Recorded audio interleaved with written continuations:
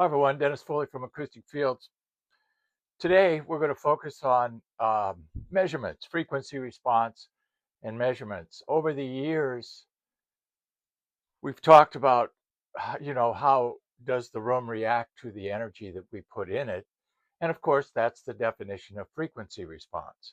So today we're going to break that energy down, and then we're going to talk about some measurements in a room that we've designed to kind of illustrate these two forms of energy. So let's start with some definitions. Wave, ray, energy. We've covered this many times in the past, but I think it's good to review it again. I still sense a lot of confusion out there. So wave, when we think of wave energy, we want to think of the ocean. We want to think of energy that oscillates throughout the room, uh, less than 100 cycles. Let's use that as our breakpoint. So it's low frequency energy. Ray energy, we want to think of that as sunshine. That's more straight line. That's greater than 100. Um, that's more reflections, middle and high frequency energy above 100. Frequency response is the movement of these two energy types within our room.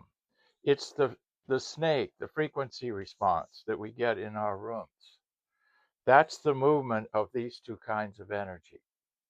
So we want to make sure that the energy inside our box, the wave energy, is pressure, okay, and it oscillates.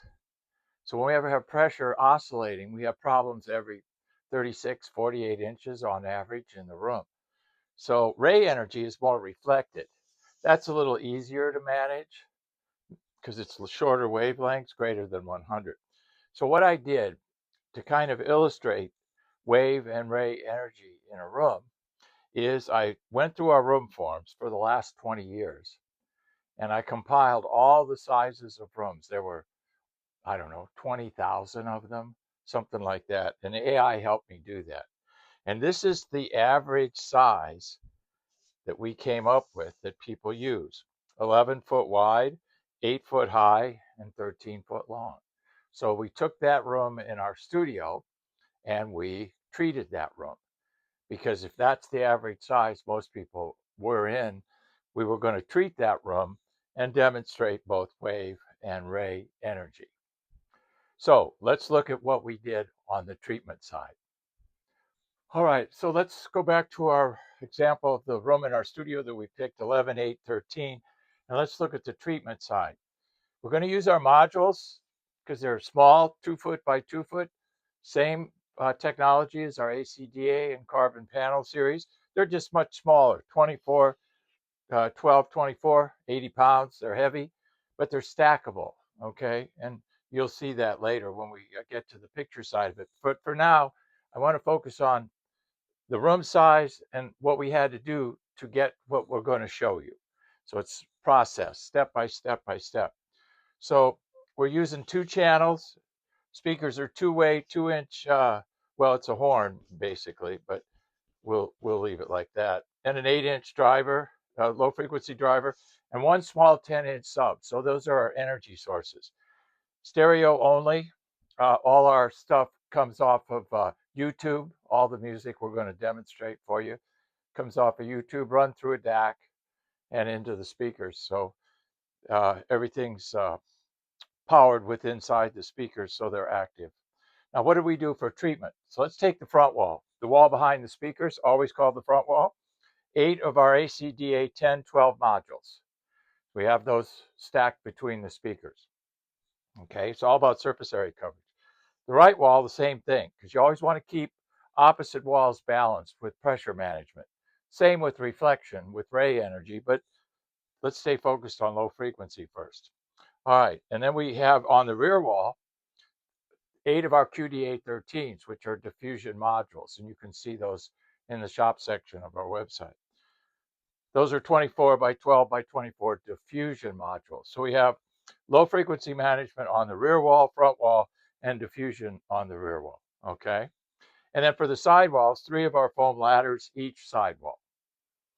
So we got foam on the side walls to manage the ray energy, the reflected energy, and then we've got our modules on the front and rear wall to manage the pressure, okay?